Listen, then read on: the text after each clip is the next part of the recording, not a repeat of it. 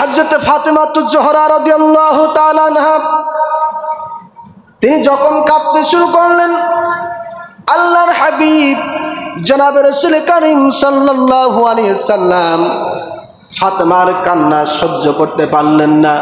তার কারণ দয়ার নবীজি, মায়ার নবীজি, তিনিও মা ফাতিমাতুর জোহরা রাদিয়াল্লাহু তাআলা আনহাকে কলিজা দিয়ে ভালোবাসতেন, ঠিক কি না?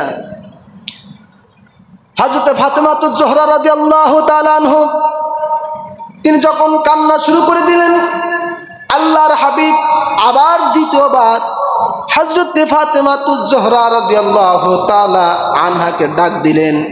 কানে কানে যেন কি বললেন, বলার সঙ্গে সঙ্গে হযরত ফাতেমা রাদিয়াল্লাহু তাআলা আনহা চোখের পানি ছেড়ে দিয়ে কান্না বন্ধ করে এবার মুস্কি মুস্কি হাসি শুরু করলেন। সুবহানাল্লাহ।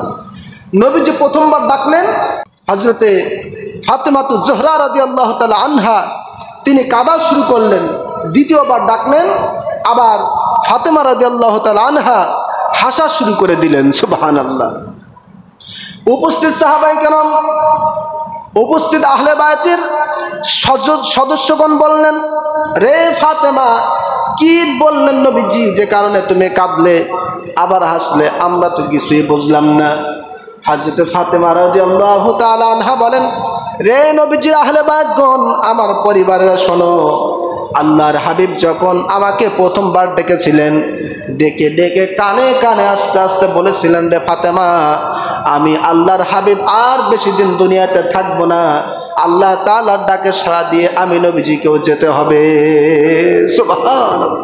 আমার নবীজি, আমি নবীজির ইন্তেকাল হবে, আমার ওফাত হবে, আল্লাহ তাআলার সাথে দিদার হবে।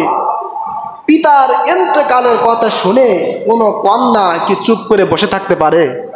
জোরে বলেন। স্বাভাবিকভাবে কাঁদতেই হবে, এটাই ঠিক, ঠিক কিনা বলেন? হযরত ফাতেমাতুজ জোহরা রাদিয়াল্লাহু তাআলা আনহা বলেন, আমার কলিজার টুকরা আব্বাজান যখনই তার ইন্তেকালের কথা আমার সাথে বললেন, আমি ফাতেমার চোখের পানি ধরে রাখতে পারলাম না, আমি কেঁদে ফেললাম। আর আমার এই চোখের পানি দেখে আল্লাহর হাবিব সহ্য করতে পারে নাই, পুনরায় আবার ডাক দিয়ে বললেন, রে ফাতেমা, তুমি কেঁদো না, কষ্ট পেও না, দুঃখ পেও না রে ফাতেমা, প্রত্যেককে তো ইন্তেকাল বরণ করতেই হয়।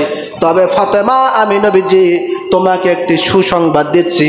সেই সুসংবাদটি হলো, আমার ইন্তেকালের পরে সর্বপ্রথম আহলে বায়তদের মধ্যে তুমি ফাতেমার সাথে আমি নবীজির সাক্ষাৎ হয়ে যাবে। সুবহানাল্লাহ। ফাতেমা, তোমার কষ্ট পাওয়ার দরকার নেই, সকলকে তো যেতে হবে, ইন্তেকাল বরণ করতে হবে। তবে আমি তোমাকে সুসংবাদ দিচ্ছি, আমি নবীজির ইন্তেকালের পরে সর্বপ্রথম তোমার সাথে আমার সাক্ষাৎ হবে। সুবহানাল্লাহ। আল বিদায়া ওয়ান নিহায়া কিতাবের মধ্যে হযরত ইবনে কাসির রাহমাতুল্লাহ আলাইহি লেখেন, আল্লাহর হাবিব যেই দিন ইন্তেকাল করেছিলেন, তারপর থেকে 6 মাসের মধ্যে হযরত ফাতেমাতুজ জোহরা রাদিয়াল্লাহু তাআলা আনহা তিনিও ইন্তেকাল করেছিলেন। সুবহানাল্লাহ।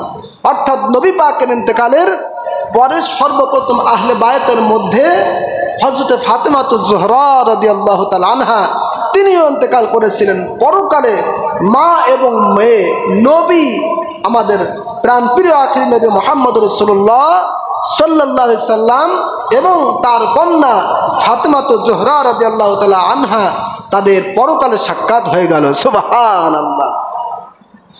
প্রিয় বাবাজিরা আমার, এভাবে করে আল্লাহর হাবিব ইন্তেকালের পূর্ব মুহূর্ত সময় যতই অতিবাহিত হয়ে যাচ্ছেন, নবীজি যেন আরো কষ্টের মধ্যে পড়ে যাচ্ছেন, আরো তিনি অস্থিরতার মধ্যে পড়ে যাচ্ছেন। আল্লাহর হাবিবের চেহারা মোবারকটা বারবার ঘেমে যাচ্ছিল। নবীজি বললেন, আমার সাহাবীরা, আহলে বায়তেরা, আমার কাছে কিছু পানি নিয়ে আসো, যেই পানি দিয়ে আমি আমার মুখমণ্ডলটা মাসে করব। আল্লাহর হাবিবের কাছে 1 মশক পানি দেওয়া হলো। আল্লাহর হাবিব নিজের হাত মোবারক রেখে ডান হাত মোবারকে পানি মাখিয়ে এরপরে নিজের চেহারা মোবারকের মধ্যে মালিশ করে দিলেন। সুবহানাল্লাহ। ইন্তেকালের আগে, মানুষের মৃত্যুর আগে চেহারাটা ঘেমে যায়, ঠিক কিনা বলুন? তো নবীজির তার চেহারাটাও ঘেমে যাচ্ছে। নবীজি বললেন, আমার আহলে বায়তরা আমাকে একটু পানি দাও। নবীজি পানি নিলেন, পানির মধ্যে হাত মুবারক রাখলেন এবং চেহারাটা বারবার মাসেও করে দিচ্ছেন। সুবহানাল্লাহ।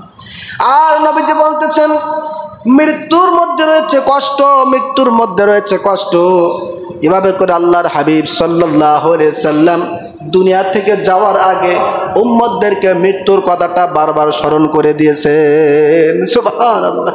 নবীজি বুঝাতে চাচ্ছেন, আমার উম্মতেরা প্রত্যেককে কিন্তু মৃত্যুর স্বাদ গ্রহণ করতে হবে, যেতে হবে, পরপারে আল্লাহ তাআলার সাথে সাক্ষাৎ করতে হবে।